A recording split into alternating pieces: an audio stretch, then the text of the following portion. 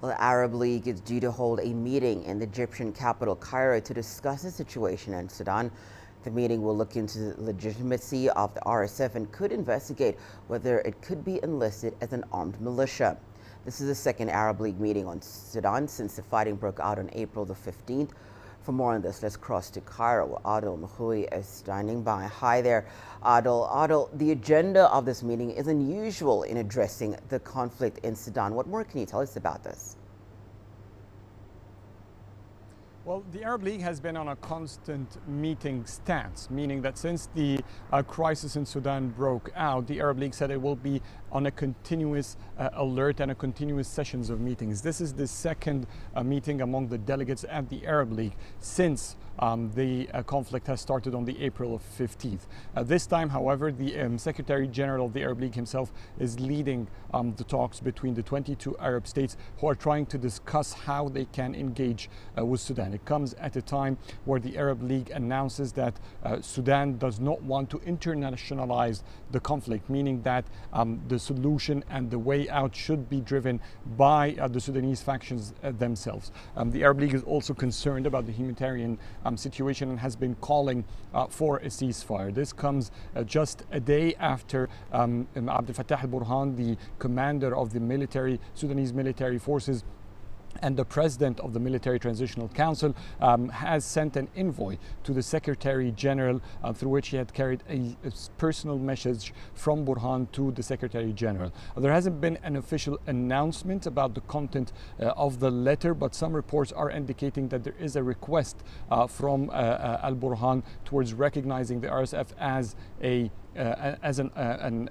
militia group and therefore take a specific recognition. This might be challenging for the Arab League to agree on, specifically that Arab nations are not on the same side. Some Arab countries support strongly the RSF and have been having good ties with them. But what most Arab nations can agree upon is a way out through negotiations between the two commanders or the two sides that are currently fighting in Khartoum and are having a great toll on civilians, on humanitarian condition, and finally on the trade between Sudan and its neighboring countries. Adil, what more can you tell us about how Egypt is evacuating its nationals from Sudan and how much longer could that continue?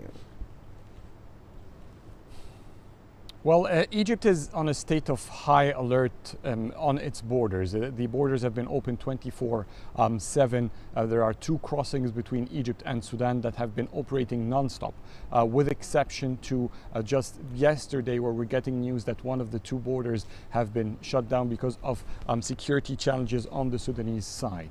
But still, there hasn't been an official announcement from the government about that yet.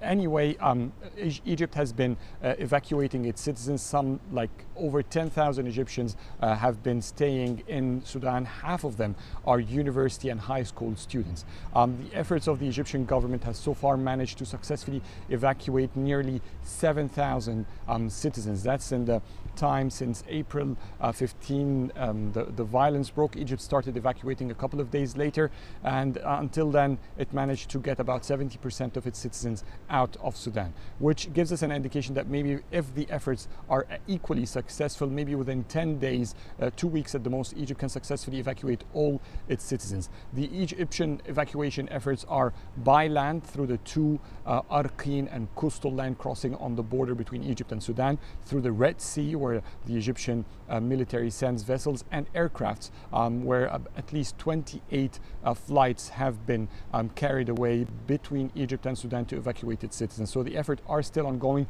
Meanwhile, Sudanese and foreign nationals are able to enter through the land crossing or any mean of evacuation that happens between Egyptian government and coordination with other foreign states.